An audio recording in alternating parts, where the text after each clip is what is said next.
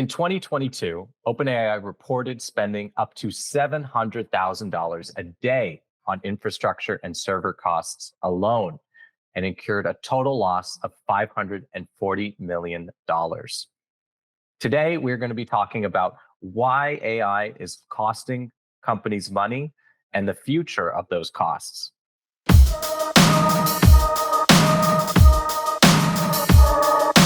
I want to thank you all so much for joining us today at Big Tech Talks. With me, as always, is my co-host, Pawel. How you doing, Pawel? Hey, Colin. Hey, viewers. Pawel's a little tired today, but he's got all his energy focused on giving us a great talk. So we're excited to get into it.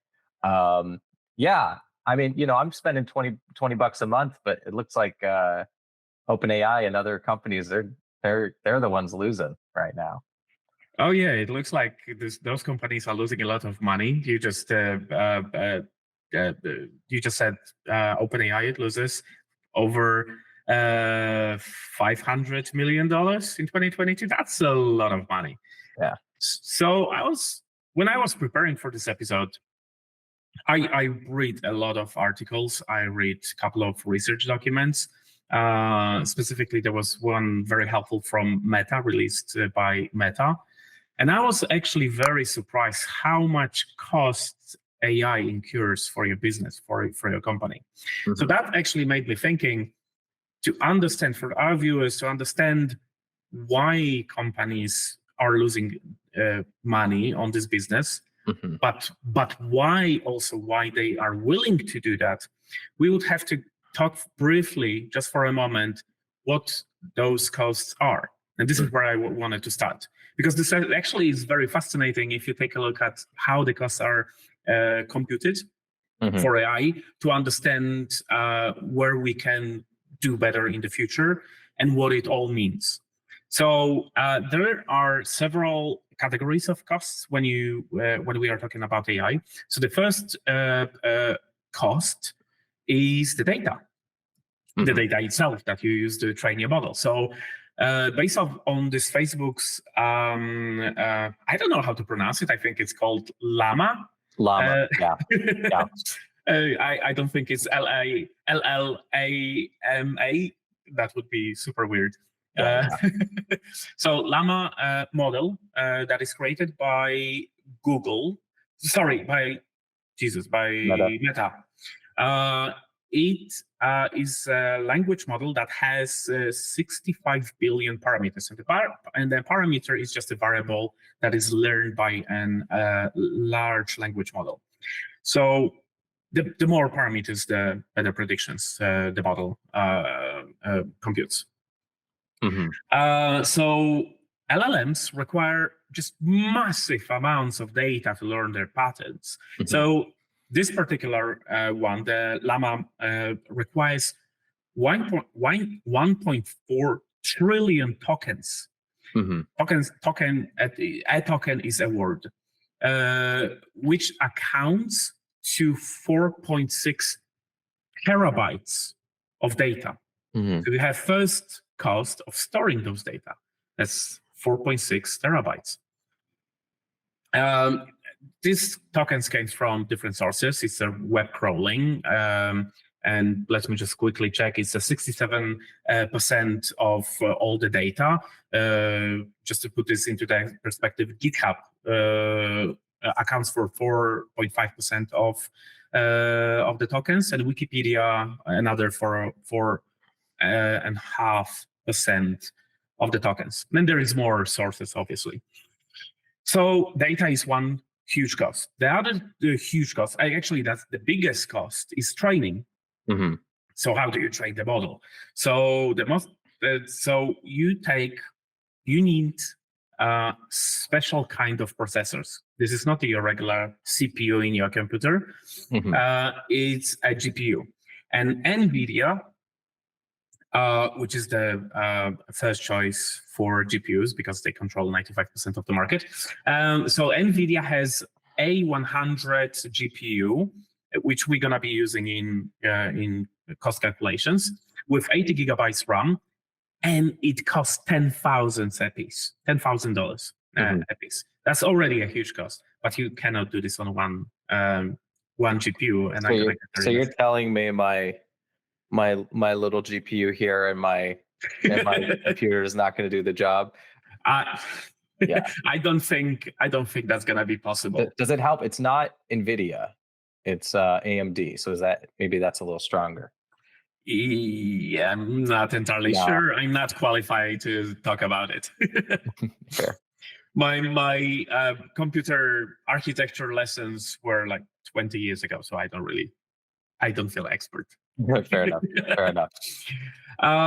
So first of all, you need GPUs, and you need really good GPUs. It's not and it's not going to be your graphic card. This is kind of like when a movie studio has that big 10,000, maybe even like $50,000 camera, right? Like to get that perfect, shot, right? That like no one else can get. That's what we have to have in order to even do this at this point. No small fry could even try to do this, it sounds like.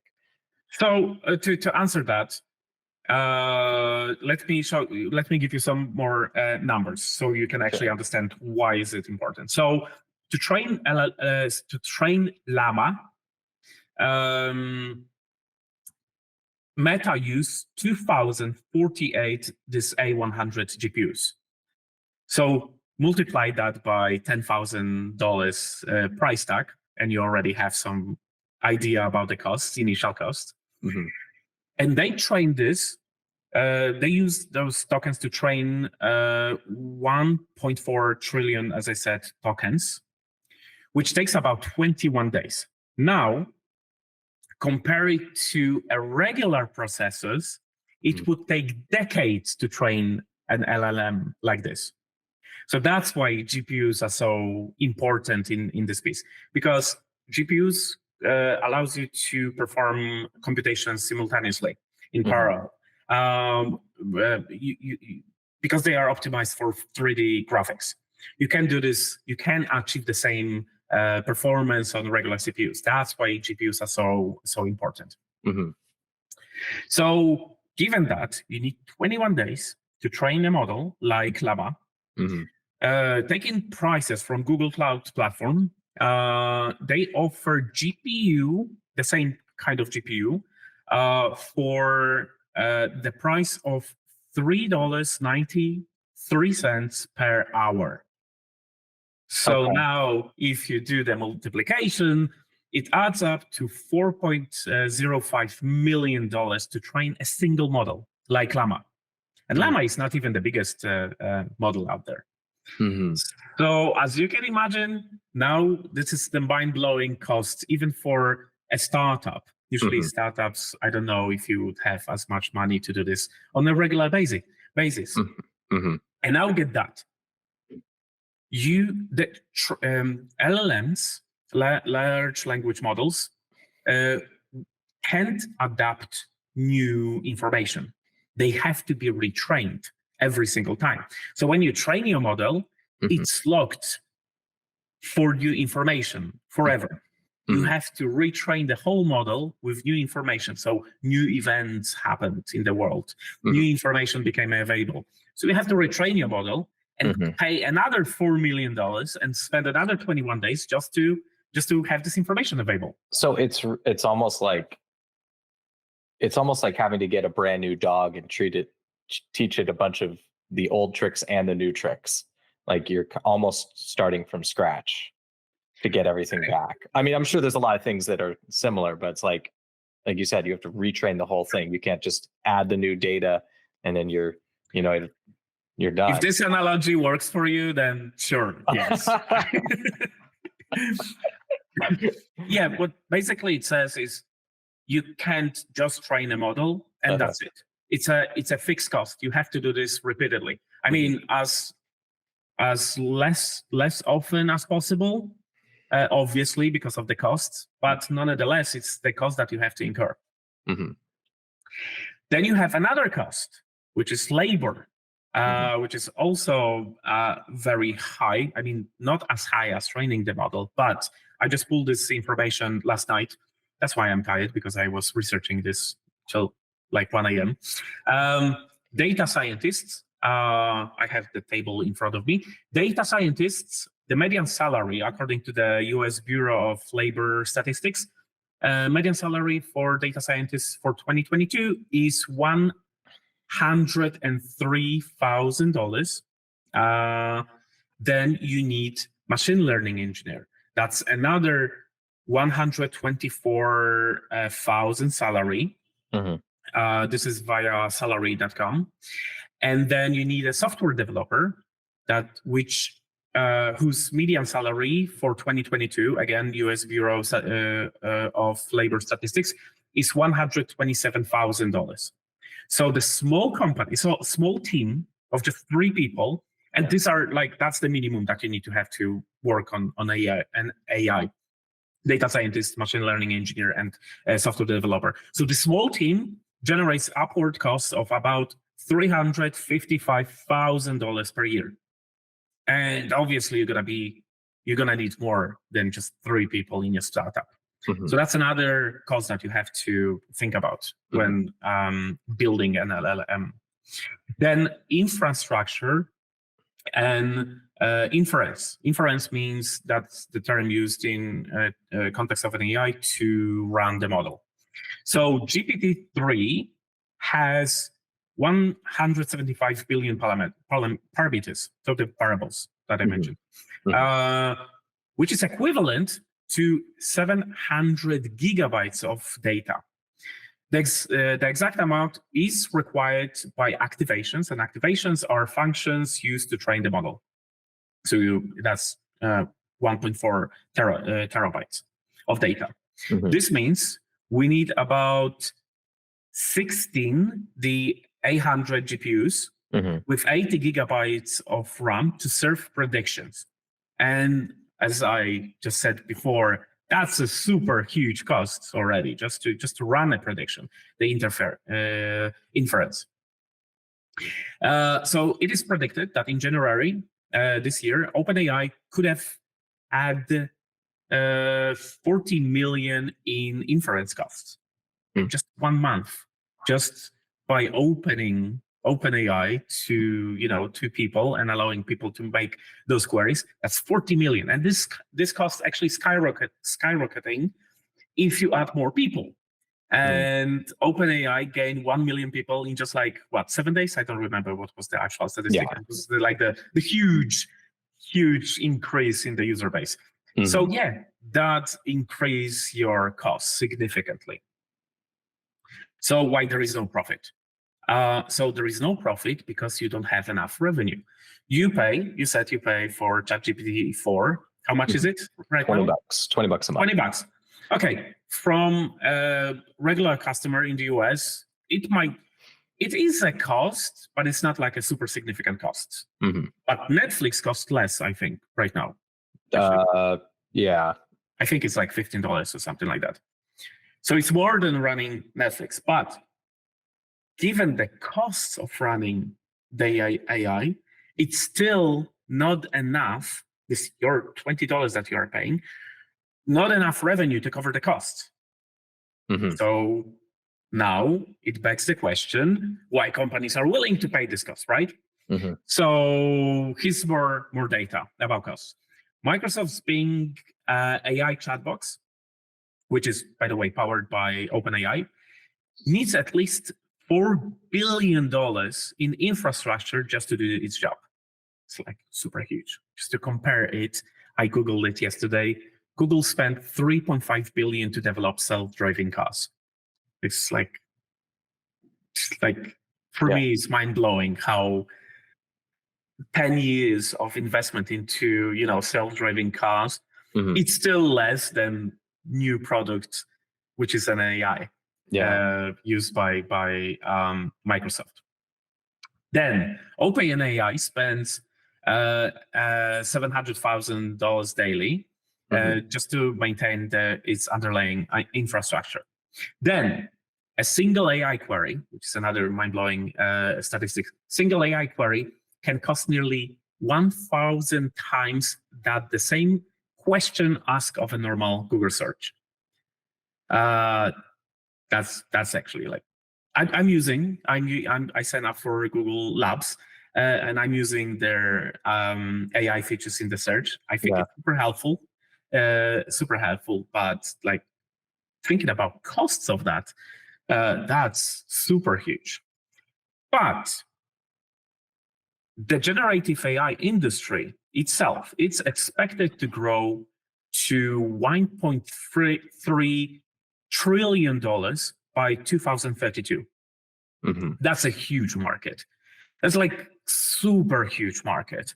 Mm-hmm. The company that I am still working for another couple of days, um, um, our market is 40 billion market, and we think it's like super huge market. So 1.3 trillion market is like super huge. So you definitely want to be on this market. Yeah. But remember also that we are at the beginning of the AI revolution, Mm-hmm. and it needs investment. It Mm-hmm. needs development. So shareholders expect a return on investment, and the AI is the long-term investment to Mm-hmm. get to this $1.3 trillion market. Another thing to consider when you think why companies want to incur this cost, just consider AI, OpenAI itself. They open their models to use by the public to capture the attention of investors, customers, and the tech community. That's Mm-hmm. super important. So, so people can, well, customers can start using AI products, can get used to what is inevitable. I mean, AI is coming, whether you want it or not. Yeah. We have to start somewhere. Yeah. Two, investors, they want to catch attention of investors to tell them, hey, we are here. We are starting the AI revolution. It's going to happen, whether you like it or not. You can jump in on board and go with us. Yeah. And tech sector needs investors to build products. And the tech community, just for them to start playing with those models, to start playing with the technology, start thinking about their products, how they can use those products, how they can build on top of those products. So what will happen? What is the hope? What will happen in return? The tech community start building products on those foundational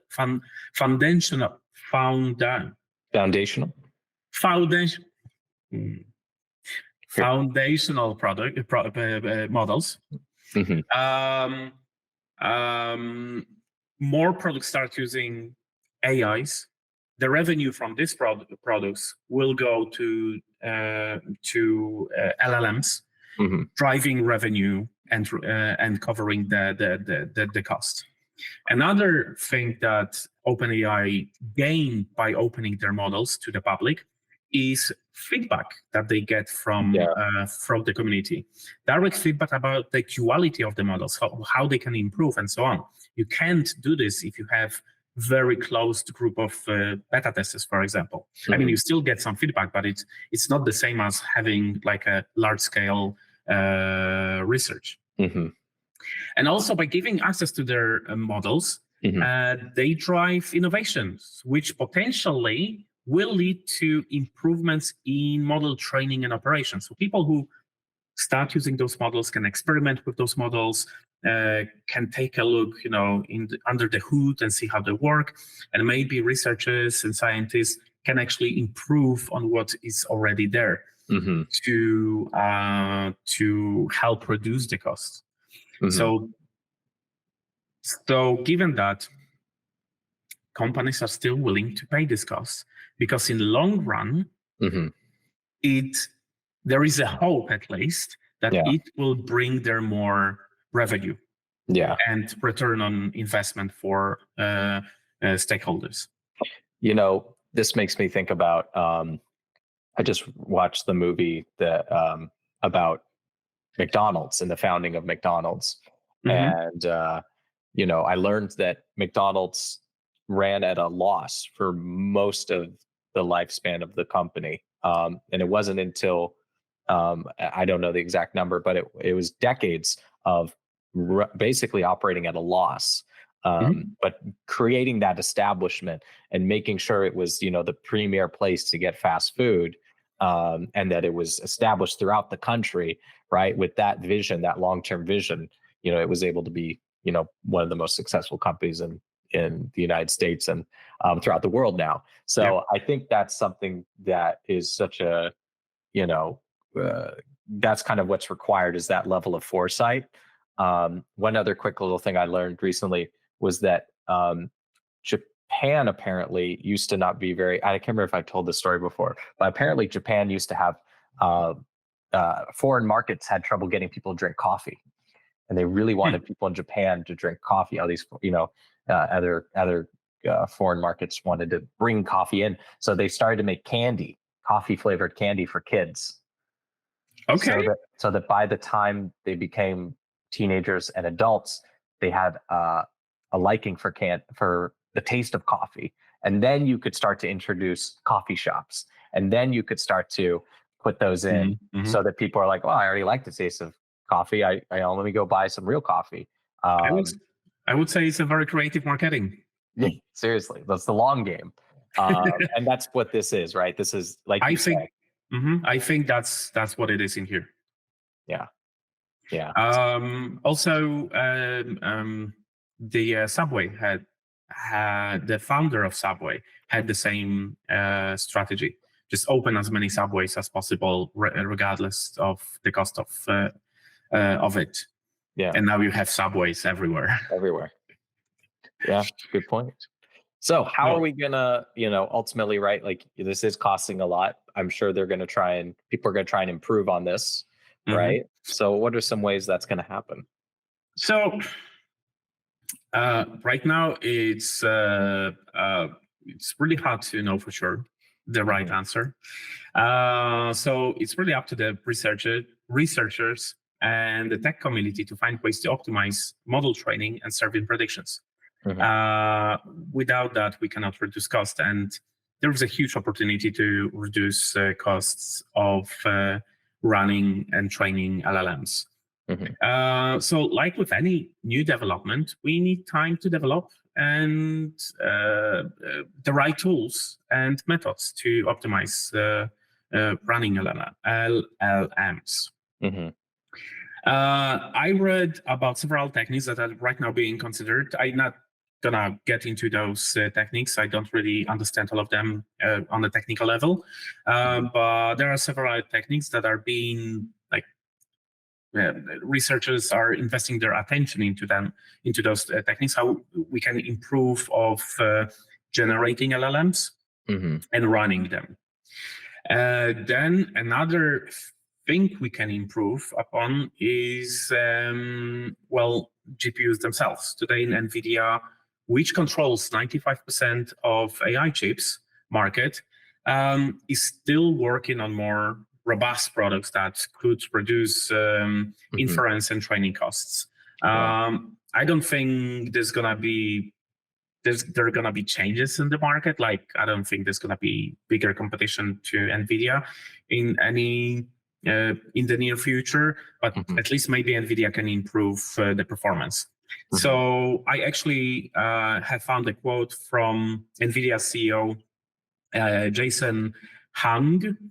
I'm sorry if I Oh mispronounced yeah, it. I think maybe Jensen Wong, but Wang. I'm sorry if maybe, I mispronounce it. yeah. I'm just a humble European. Uh, And I'm just an American. Uh, so, so the CEO believes that in 10 years, AI will be a million times more efficient because of improvements not only in chips but also in software and other computer parts. yeah. So if you can make it actually 1 million times more efficient, that means that the whole cost that we have today is gonna be significantly lower, Mhm. which we hope for. Yeah, and that kind of meant, I mean, I know, at least having built my PC and seeing the progress of GPUs in just like the last few years, like, the power of GPUs has definitely just been continuing to increase. Like, what was capable 4 years ago, was it, Yeah, true. you know, Moore's law. yeah, Moore's law. yeah. So and in the end, more products using AI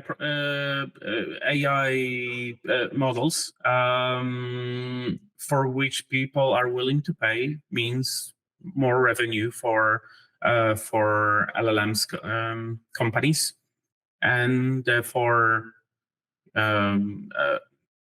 incurring less net loss. Cool. It's exciting. It's an exciting time. Too bad I can't afford to. Too bad I can't afford to train my own. Maybe in 10 years. In 10 years, I'll have. Yeah, it'll cost 3 cents, and then I'll be doing it. Great. I think we did a really awesome job here talking about this. I hope you guys were engaged and interested. And if you have any questions or comments or thoughts of your own about where AI is going or the cost of AI, please go down in the comments. We want to hear your thoughts. Please like the video, share it with people, and subscribe to our channel. And subscribe. And with that, we will see you guys next time. Have a good one.